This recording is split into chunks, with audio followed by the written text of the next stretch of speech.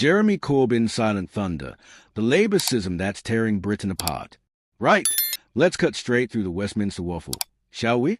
While Sir Keir Starmer's scrambling about like a headless chicken over asylum hotels and small boat crossings, there's one man whose silence is speaking volumes, and that man is Jeremy Corbyn. The former Labour leader, the man who once commanded the biggest political movement this country had seen in decades, is watching his successor's immigration debacle unfold with what can only be described as profound disappointment. And frankly, who can blame him? You see, this isn't just about policy disagreements or political point scoring. This is about the very soul of the Labour Party being sold down the river faster than you can say Tony Blair's legacy. 28,076 people have crossed the Channel in small boats this year alone. That's a staggering 4 to 6% increase from the same period last year. And what's Starmer's grand solution? More of the same failed policies that would make even Priti Patel blush with embarrassment. Let me paint you a picture of what's really happening here. Jeremy Corbyn, the man who spent his entire political career championing the rights of the dispossessed, the refugee, the asylum seeker, is now watching his political heir apparent adopt policies that wouldn't look out of place in a Nigel Farage fever dream. The irony is so thick you could spread it on toast with a ceremonial sword from the House of Commons. But here's where it gets properly interesting, and this is something the mainstream media won't tell you. Corbyn's disappointment isn't just moral outrage, it's strategic bewilderment. The polls are absolutely crystal clear on this. Starmer's approach to immigration isn't working. Not politically, not practically, not morally. Lord Blunkett, a former Labour Home Secretary who knows a thing or two about these matters, has already stated that the government has failed to provide a comprehensive answer or an understandable narrative on the issue. When David Blunkett is calling you out on immigration policy, you know you've wandered into some seriously choppy waters. Now, let's talk about what Jeremy Corbyn will be thinking as he watches this omnishambles unfold from the backbenches. This is a man who built a political reputation on standing up for human rights, on international solidarity, on treating refugees as human beings rather than political footballs. And what does he see? His successor implementing policies that are indistinguishable from those of the previous Conservative government, complete with the same theatrical cruelty and the same predictable failure. The protests outside asylum hotels aren't happening in a vacuum, are they? They are the direct result of a government that's failed to lead on this issue, failed to provide moral clarity, failed to distinguish itself from the xenophobic populism that's been poisoning British politics for the better part of a decade. And Jeremy Corbyn, watching from the sidelines, must be thinking, this is exactly what I warned about when I said Labour needed to offer a genuine alternative, not just a slightly less cruel version of Tory policy. Here's what particularly galling about this whole situation. Starmer came into the Labour leadership promising to unite the party, to build on Corbyn's policy platform while making it more electable. Instead, he's thrown that platform under the bus faster than you can say electability. The 2019 Labour manifesto had a comprehensive, humane approach to immigration and asylum that was built on decades of Corbyn's principled opposition to the hostile environment. That manifesto spoke of treating asylum seekers with dignity, of ending the culture of disbelief in the Home Office, of recognizing Britain's moral obligations under international law. Fast forward to today, and what do we have? A Labour government implementing asylum policies that are barely distinguishable from those of Theresa May or Boris Johnson. The acceleration of asylum appeals processes, which sounds reasonable until you realize it's code for getting rid of people faster regardless of whether they have valid claims, is precisely the kind of technocratic cruelty that Corbyn spent his career opposing. And let's be absolutely clear about something else. This isn't working even on its own terms. The numbers speak for themselves. 28,000 people crossing the Channel represents a massive failure of policy, not a vindication of the government's approach. If you're going to abandon your principles, you'd better hope it at least delivers results. But Starmer's government has managed to achieve the worst of both worlds. They betrayed their values and failed to solve the problem they claim to be addressing. Jeremy Corbyn understands something that seems to have escaped the current Labour leadership. You cannot out-Tory the Tories on immigration. It's a fool's errand that will leave you looking weak, unprincipled, and ineffective all at the same time. The British public aren't stupid. They can smell political opportunism from a mile away, and that's exactly what Starmer's immigration policies reek of. But here's where Corbyn's disappointment probably runs deepest. This isn't just about policy, it's about character. Throughout his time as Labour leader, Corbyn was consistently attacked for being too principled, too idealistic, too unwilling to compromise his values for electoral advantage. His critics said he needed to be more pragmatic, more willing to triangulate, more prepared to adopt popular positions even if they conflicted with his core beliefs. Well, congratulations to those critics. They got exactly what they wanted, and look how well it's working out. The current situation perfectly encapsulates everything that was wrong with the campaign against Corbyn's leadership. The argument was always that he was unelectable because he stuck to his principles on issues like immigration, that Labour needed a leader who would take tougher stances to win over voters. But here's the thing. Starmer has taken those tougher stances, and the polls show it's not working. The protests continue, the crossings continue, and public confidence in the government's handling of the issue continues to plummet.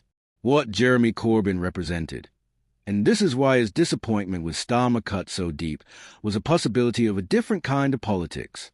A politics based on principle rather than polling, on moral clarity rather than triangulation, on actually solving problems rather than managing them for electoral advantage. His approach to immigration was always rooted in a fundamental recognition of human dignity, in Britain's historical responsibilities, in the understanding that refugees are not problems to be solved but people to be helped. The current crisis perfectly demonstrates why Corbyn's approach was not just morally superior but strategically smarter. When you take unprincipled positions purely for electoral advantage, you end up satisfying no one. The anti-immigration voters can see through your opportunism and won't trust you anyway, while your own supporters feel betrayed and demotivated. It's a classic case of falling between two stools and landing flat on your face. And let's talk about what this means for the future of British politics, because Jeremy Corbyn's disappointment with Starmer isn't just about the past. It's about the path not taken and the opportunities being squandered. The 2024 election represented a massive rejection of Conservative policies, including their approach to immigration. The British public were crying out for something different, something better, something more humane. Instead, they got Keir Starmer offering them a slightly less vindictive version of exactly the same failed policies. This is where Corbyn's political vision becomes relevant again. His understanding that you build lasting political coalitions by standing for something, not by standing for nothing in particular. His recognition that moral leadership sometimes requires taking unpopular positions and trusting that people will eventually come around to seeing the wisdom of principled stands. His belief that politics should be about transforming society, not just managing its decline. The current immigration crisis is a perfect example of how Corbyn's approach would have been different and, frankly, more effective. Instead of rushing to implement policies designed to appear tough, a Corbyn-led government would have started with the premise that Britain has both moral obligations and practical interests in treating asylum seekers humanely. Instead of trying to process claims faster to get rid of people quicker, they would have invested in proper, fair, thorough assessments that actually distinguish between legitimate refugees and economic migrants. But more fundamentally, a Corbyn approach would have recognized that the small boat crisis is a symptom of deeper problems in our immigration system and our foreign policy. You can't solve the refugee crisis by making it harder for refugees to seek asylum. You solve it by addressing the root causes of displacement, by creating safe and legal routes for people fleeing persecution, by taking Britain's international responsibilities seriously rather than treating them as inconvenient obstacles to electoral success. The protests outside asylum hotels that have been plaguing Starmer's government are, in many ways, a direct consequence of the failure to provide moral leadership on this issue. When political leaders refuse to make the case for why we should treat asylum seekers with dignity, when they adopt the language and logic of their opponents, they create a vacuum that gets filled by the nastiest voices in our politics. Jeremy Corbyn understood this. He always made a positive case for immigration, for multiculturalism, for Britain as a country that welcomes those fleeing persecution. This is perhaps what disappoints Corbyn most about Starmer's approach, the complete absence of moral leadership. Instead of using his position to educate the public, to challenge misconceptions, to make the case for a more humane approach, Starmer has chosen to follow rather than lead. He has allowed the terms of the debate to be set by the tabloid press and the populist right, then wondered why his policies aren't working and his poll numbers aren't improving. The record numbers crossing the Channel this year, that 4 to 6% increase, should be seen as evidence that the current approach isn't working, not as justification for more of the same. Jeremy Corbyn, watching this unfold, must be thinking about all the warnings he gave about the futility of trying to out-Nazi the Tories on immigration. He must be remembering his speeches about how Labour's job is to change the terms of the debate, not to accept them. And here's a really frustrating thing for anyone who shares Corbyn's disappointment. There's a better way. Other European countries have managed to develop more humane and more effective approaches to asylum and immigration. The idea that Britain has no choice but to implement cruel policies is simply false. It's a political choice, not a practical necessity. Countries like Germany and Canada have shown that you can have both effective immigration systems and humane treatment of asylum seekers. But implementing better policies requires political courage, and political courage requires believing in something more than your own electoral prospects. This is what Jeremy Corbyn brought to British politics. The conviction that some things are more important than winning elections, that some principles are worth defending even when they are unpopular, that leadership sometimes means standing against the crowd rather than following it. The constitutional precedent being set by different approaches to immigration policy will have lasting implications for British governance more broadly. Badenoch's emphasis on parliamentary sovereignty and democratic accountability represents a framework that could be applied to other policy areas, while Labour's deference to international legal frameworks undermines the principle of democratic self-government. So there you have it. Kemi Badenoch's comprehensive dismantling of Starmer's immigration failures, combined with a clear alternative framework that addresses both the practical challenges and democratic principles at stake. While Labour stumbled from crisis to crisis without any coherent strategy, Badenoch has developed an approach that's tough, principled, and actually designed to work in practice. It's the difference between real conservative leadership and progressive confusion masquerading as competent governance. What's your take on Badenoch's immigration offensive? Is she right that Britain needs tougher policies and democratic control, or is this just political opportunism? And can Starmer recover from these immigration failures? Or has Badenoch already won the argument?